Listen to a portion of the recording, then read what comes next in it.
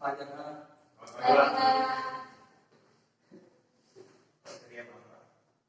Lagi mau yang cantik gitu. Oke, jadi baik. Di sini ada yang sudah kenal Bapak? Belum, Pak.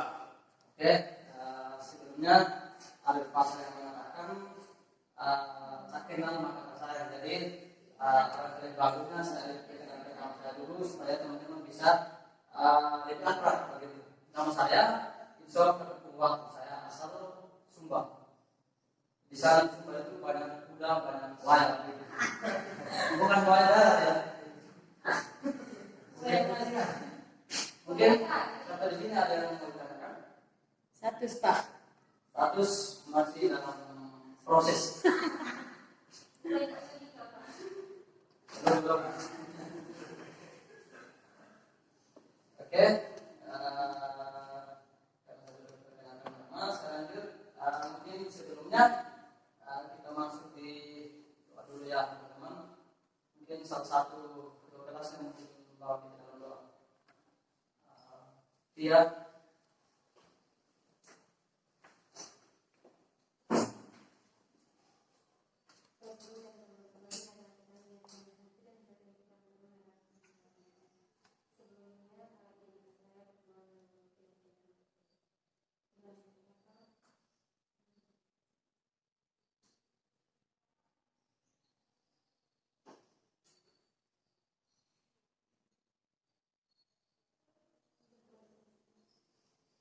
oke, teman-teman, dua kelas sudah membawa kita dalam doa. Jadi di sini sebelumnya saya akan dulu supaya jadi kehadirannya. Mungkin saya langsung saja. Somat, oke, oke, Via, Ernyati. Berarti hadir semua ya? Apa ada yang tidak hadir? Ada yang bolos, Pak. Itu informasinya bagaimana? Kenapa bisa bolos? Tugas. Hujan tadi, Pak, baju basah. Ya, memang sekarang kan hujan. Oke, lanjut. Di sini sebelumnya mungkin ya mereka semua sudah ada yang tahu tentang bank atau yang sudah pernah ke bank. Sering. Itu adik-adik ke bank untuk apa? Antar mama ke bank tapi nggak tahu bank tujuannya apa, nggak tahu. Ambil uang, Ngaku, Pak. nabung, ya baik. Cicilan, ya baik. Ya, di sini saya akan menyampaikan sedikit tentang bank sentral. Gimana di bank sentral ini mungkin salah satu di sini bisa membantu untuk bisa membaca via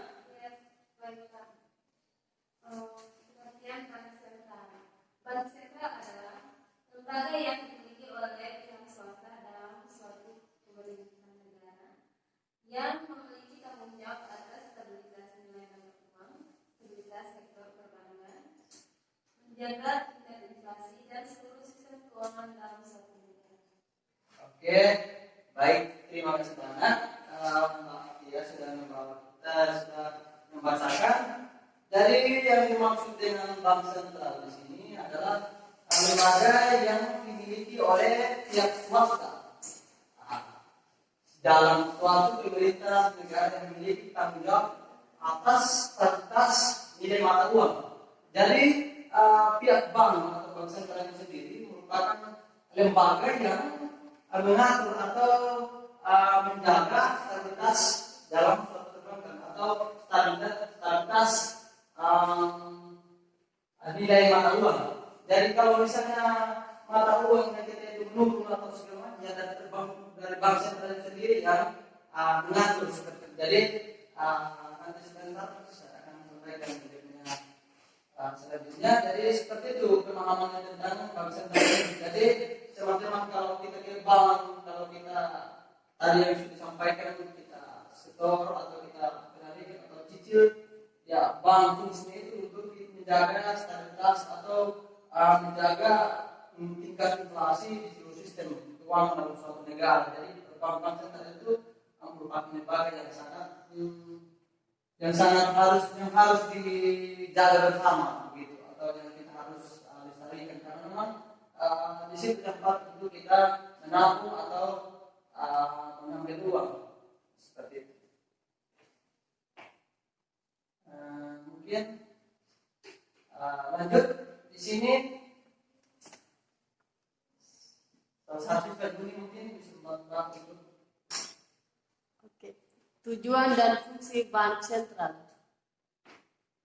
Tujuan fungsi bank sentral adalah tujuan tunggal yang dipunyai oleh bank sentral atau BI, yaitu bertujuan untuk mencapai dan memelihara kestabilan nilai rupiah yang tercermin dalam laju inflasi dan perkembangan nilai tukar rupiah terhadap mata uang asing. Ya. Oke, jadi yang dimaksud sini dari tujuan itu dia menjaga tingkat nilai tukar uang, nilai tukar rupiah terhadap mata uang asing. Jadi kenapa saat ini mata uang kita rupiah sangat kalah bersaing dengan mata uang negara asing, misalnya negara tetangga kita Malaysia atau negara tetangga kita yang lain. Kenapa kita bisa kalah bersaing? Ya karena itu dari tujuannya ini belum dilaksanakan atau belum mencapai tujuan dari fungsi bank sentral itu sendiri. Jadi saat ini kita mata uang negara Indonesia sangat rendah. Jadi kembalikan dengan negara-negara asing, apalagi Amerika Serikat. Seperti itu. Jadi di fungsinya, Ayuni.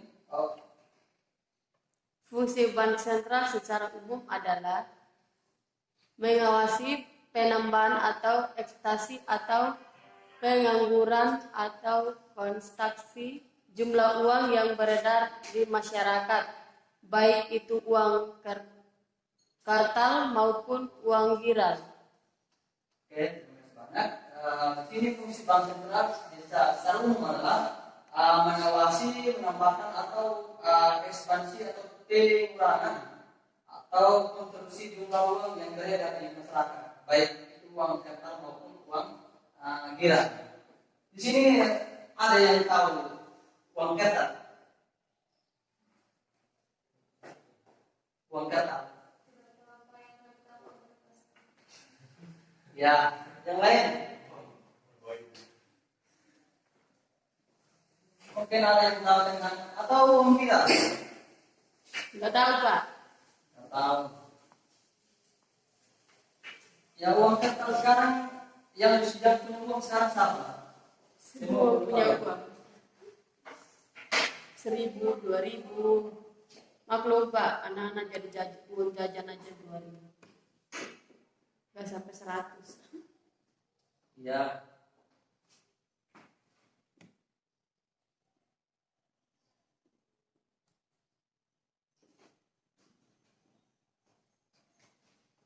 Yang dimaksud dengan uang kertas itu yaitu uang kertas, uang logam misalnya, atau kayak uang kertas itu yang kita biasa kita pakai untuk beli sesuatu atau belanja sesuatu, atau juga kayak uang logam. Itu yang dimaksud dengan uang kertas. Sedangkan yang dimaksud dengan uang giral di sini ada yang tahu uang giral? Kalau yang dimaksud dengan uang giral di sini ya kayak cek. Mungkin ada yang pernah itu kayak cek itu. Kayak kalau ya Soki yang tahu. Oke, silakan Soki. Pengertian dari apa? Ini uang giral atau secara garis besar yang uang giral itu pemahaman dari Oki. Jadi uang giral itu uang gimana ya? Jadi dia bisa dibuat tapi Ya. sudah terbentuk dalam cek atau akuntansi. Jadi proses pencairannya harus lewat bank tertentu yang uangnya, misal saya mengambil di bank BRI atau bank yang lain, jadi pengambilannya ceknya juga pengambilannya juga harus lewat bank tersebut, tidak bisa dicairkan di bank lain. Seperti itu, Pak. Oke, beri aplaus buat teman-teman yang sangat luar biasa jawabannya ya. Nah, seperti itu. Maksudnya mengira berupa kayak bentuk cek atau kayak bentuk kwitansi, dan nanti kita pengambilan langsung ke bank atau kita langsung bawa cek tadi atau kwitansi itu langsung ke bank. Jadi nanti sampai sana baru kalau misalnya kita mau cairkan dana uang bisa dicairkan seperti itu. Tapi itu di dalam merupakan bunga uang seperti itu. Itu yang dimaksud dengan uang rental dan uang gila. Oke. Di sini mungkin tugas dan kewenangan Bank Sentral mungkin bisa dibantu. Sesuatu juga siswa, ini mungkin. Oke, di sini ada tugas dan Bank Sentral itu ada 3. Yang pertama menetapkan dan melaksanakan kebijakan moneter.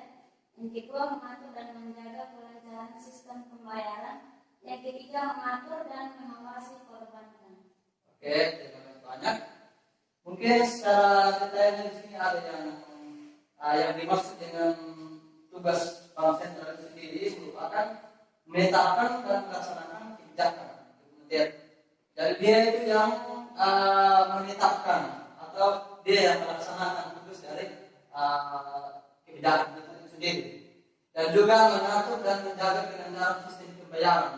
Jadi dia itu kayak kalau kita ibaratkan kayak roda, dan dia itu yang menjadi rodanya itu, jadi dia terus berputar.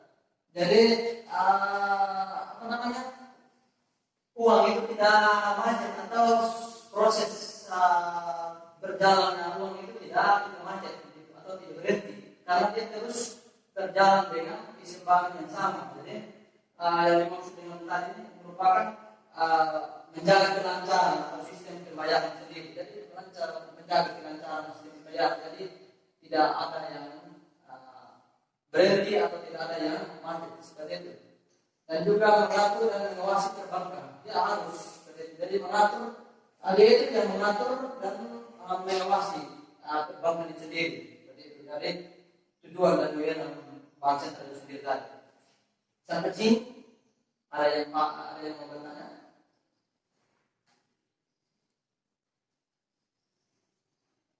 Jelas, Pak. Apakah Pak terlalu cepat? Dalam Oke. Oke, silakan. Pak, coba jelaskan fungsi dari uang itu apa?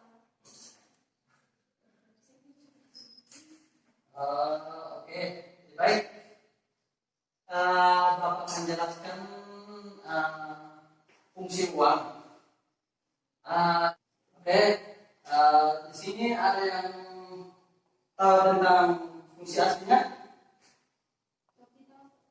Oke, silakan. Pak, fungsinya itu sebagai satuan itu, jadi angkanya itu tidak berubah. Jadi semisal 100.000 ya 100.000. Terima kasih banyak. Berikan kesempatan.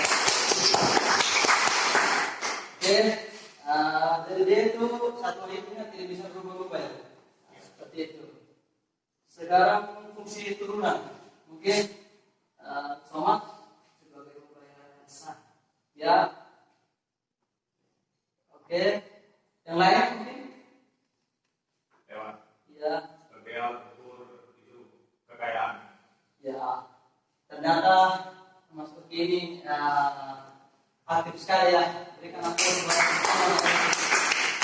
Oke, jadi seperti itu fungsi asli dan fungsi turunan. Jadi tadi yang dimaksud dengan jelaskan fungsi uang itu ya ada 2, fungsi asli dan fungsi turunan. Seperti itu. Bagaimana bisa dipahami? Oke. Jadi di sini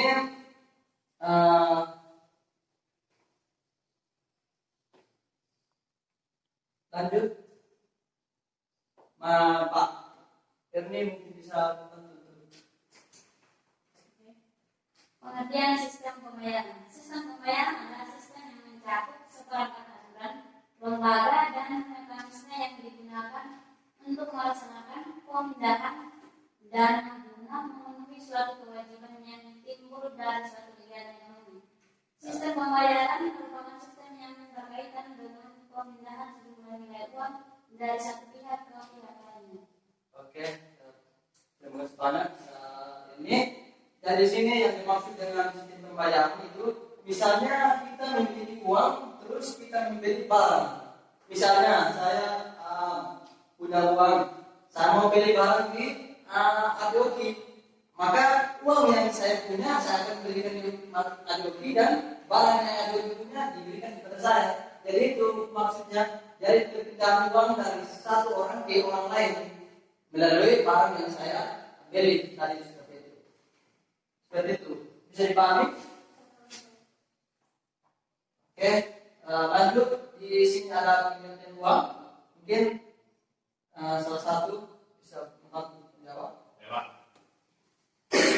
pengertian uang itu didefinisikan sebagai sesuatu yang tersedia secara umum, diterima sebagai alat pembayaran bagi pembelian barang-barang dan jasa serta kekayaan berharga lainnya, serta untuk pembayaran utang. Oke, terima kasih banyak. Namun uang di sini adalah merupakan sesuatu yang diterima secara umum. Jadi uang misalnya rupiah, jadi kita mau di Madura, di Sumba, di Papua, di Kalimantan, semua akan menggunakan uang. Jadi uang itu adalah uang rupiah, bukan uang dolar yang secara umum yang sah diterima di Indonesia, yaitu uang nilai uang rupiah tadi yang dimaksud. Jadi seperti itu tentang uang ini, yang uang yang diterima secara umumnya. Seperti itu. Bisa dipahami?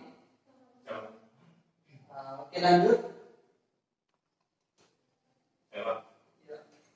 Jenis-jenis uang, berdasarkan jenisnya uang itu dibagi dua, Pak, yaitu uang kartal dan uang modal. Dan pengertiannya, uang kartal alat bayar yang sah dan wajib digunakan masyarakat dalam melakukan transaksi jual beli sehari-hari. Dan yang modal itu dimiliki masyarakat dalam bentuk simpanan deposito yang berupa di proyek atau kwitansi. Iya. Bisa dicairkan di bank yang kita tak menabung. Seperti itu, Pak. Oke, terima kasih banyak. Oke, ya itu tadi saya sudah singgung tadi uang kartal dan uang viral. Jadi di sini uang kartal ini yang digunakan sehari-hari, yang kita alat tukar atau alat yang kita gunakan untuk membeli sesuatu, membeli yang digunakan sehari-hari masyarakat yang mereka gunakan. Sedangkan uang viral ini merupakan kayak cek atau kayak kwitansi tadi, seperti itu. Ya.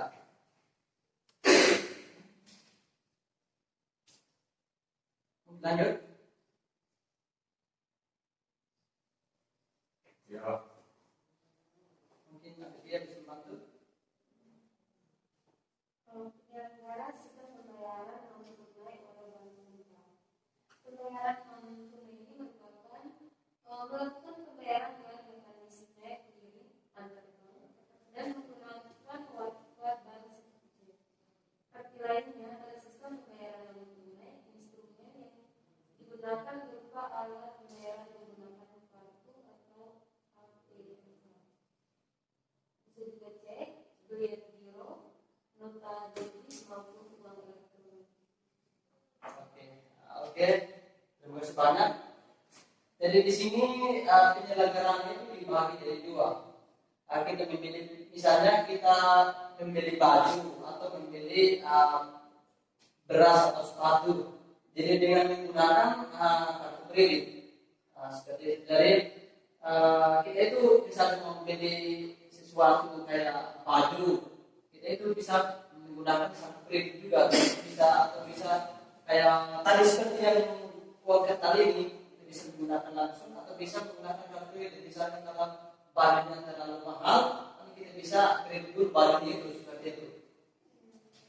Dan juga pengiriman di sini juga ada pengiriman uang dengan cek. Mungkin ada yang tahu pengiriman uang dengan cek.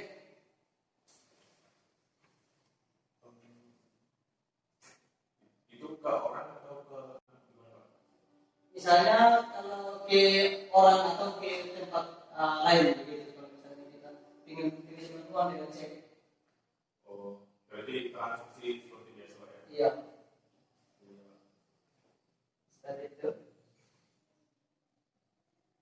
Bisa dipahami? Bisa Pak. Oke. Mungkin hanya itu saja yang Bapak bisa sampaikan. Saya minta salah satu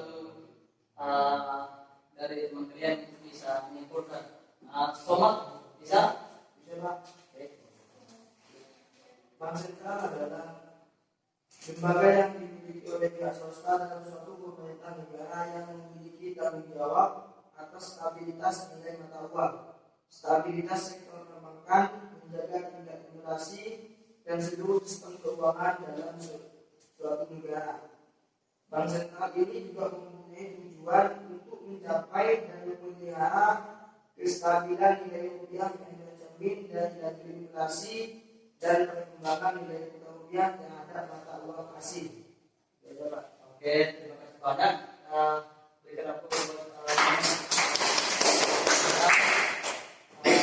jadi seperti itu tadi yang berkaitan dengan bank sentral. Mungkin minggu depan kita akan memiliki berikutnya tentang pendapatan nasional minggu depan ya. Jadi sebelum itu di sini Bapak mau memberikan tugas rumah atau PR. Dan nanti adik-adik bisa kumpul pertemuan kita kapan lagi? Hari minggu depan ya? Minggu depan itu Pak, tanggal merah. Oh, tanggal merah ya? Iya Pak, minggu depan. Berarti 2 minggu depan lagi ya? Iya Pak. Jadi baik, nanti tugasnya adik-adik mencari salah satu contoh topik masing-masing harus berbeda ya.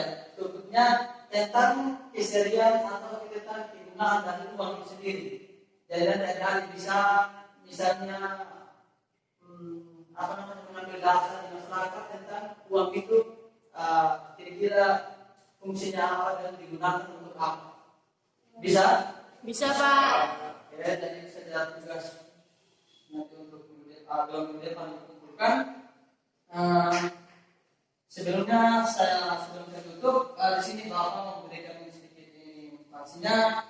Bapak dengar dulu seperti adik-adik mereka penuh dengan pergumulan, penuh dengan kerja keras. Jadi di sini Bapak mau bilang tetap semangat dan tetap optimis untuk mengejar kita, karena belajar itu tidak dipandang dari usia. Seperti itu. Jadi akhir kata yang saya sampaikan saya, mohon maaf bila ada salah kata tadi yang menyinggung adik-adik sekalian. Sampai ketemu nanti di depan. Terima kasih.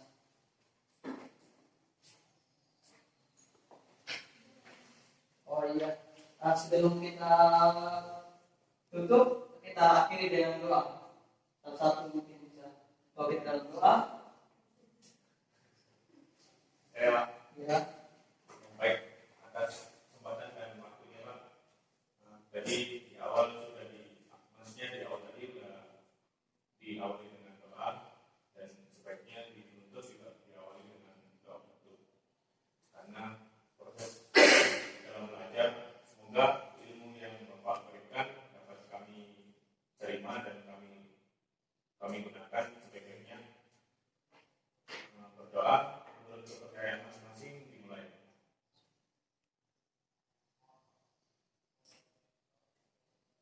Amin. Terima kasih Pak. Oke, sampai ketemu minggu depan.